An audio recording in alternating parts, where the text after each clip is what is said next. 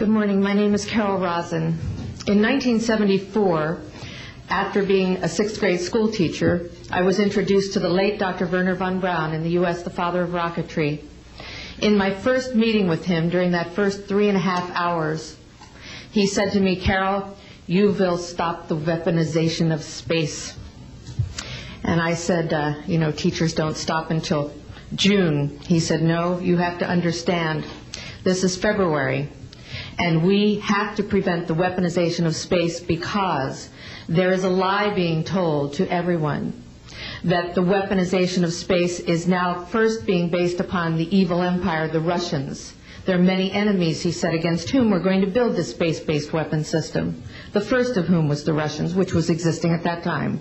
Then there would be terrorists. Then there would be third world countries. Now we call them rogue nations or nations of concern. Then there would be asteroids." And then he would repeat to me over and over, "And the last card, the last card, the last card would be the extraterrestrial threat." Well, at the time, I kind of laughed when he said asteroids, and when he said extraterrestrials, I knew I wasn't going to deal with that subject. And now we hear on the news just today, this week, that they've slid in another enemy. Only this time we're going to protect our satellites. In other words, we have to have some reason to spend these trillions, to waste these dollars on a space-based weapon system, and they're all lies.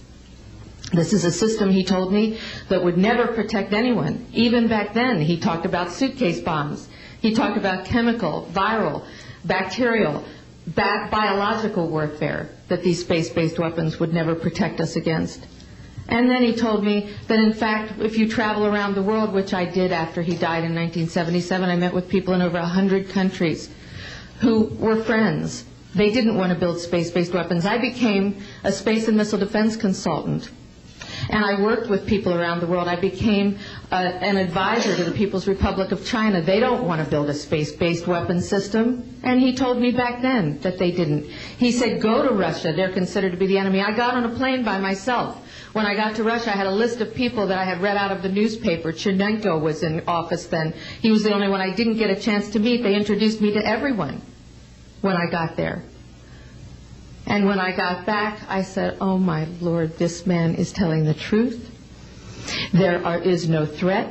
And I've been waiting until this day for 27 years, and I'm expecting the spin to happen, because he also explained to me that as a military strategist, as a person who worked on the MX missile, which I did later, he said, "You will find that there is going to be a spin to find some enemy against whom we have to build space-based weapons." And now we should expect the spin, because he said part of the formula for the intelligence community is if they might have a weapon, then we have to consider that they do have these weapons. So now they do have these weapons, so now we have to build these weapon systems. And that's the formula, except that it's all based on a lie.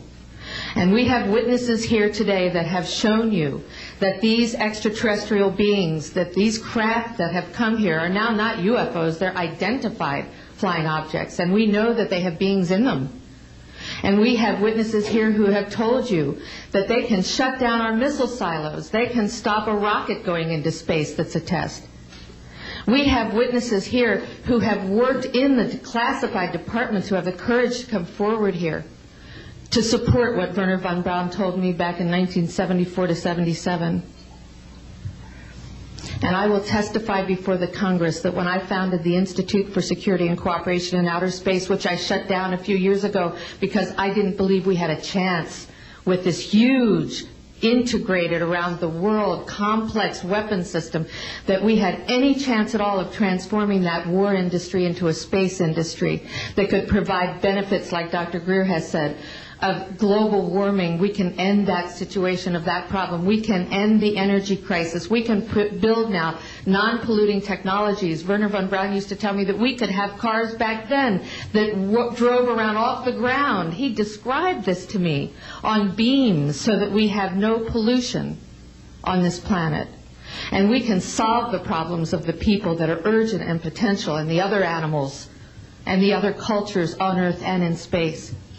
And we can end the arms race without dislocating the industry jobs, without disrupting the economy, by transforming, Wernher von Braun told me, the war industry into a global cooperative space industry that will provide, he said, finally, more jobs and profits on this planet than during any hot or cold wartime, more products and services that can be applied directly to solving the problems of this planet, and we can have a whole planet now that lives in peace on Earth, with all the cultures on Earth, and with all the extraterrestrial cultures in space. And these are words that Wernher von Braun told me in 1974, and I will testify before the Congress under oath about everything I have said and more.